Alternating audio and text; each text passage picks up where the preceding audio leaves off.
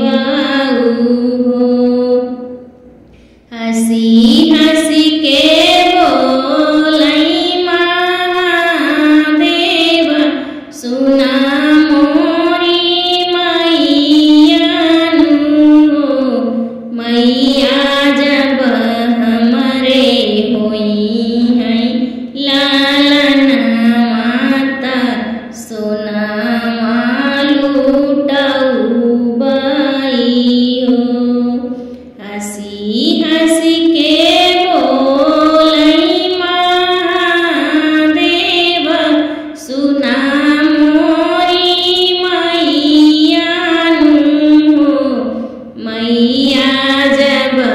हमरे हुई है लालना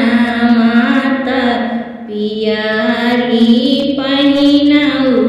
बाई हो मैया जब हमरे हुई है लालना माता नेगचार दे बाई हो आगे आगे चलाई शिवाजी ता पीछावा से दागड़ीनी हो बहिनी जनमे है गौरी के लालना माता कैलास पर्वत पे हो आगे आगे चलाई शिवाजी ता पीछावा से दागड़ीनी हो शिवजी जनमे है गौरी के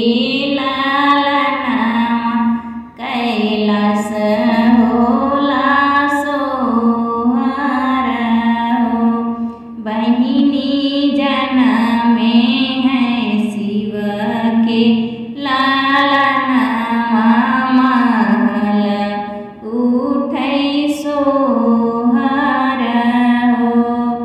जनमे है सुख करता दुख हरता विघ्न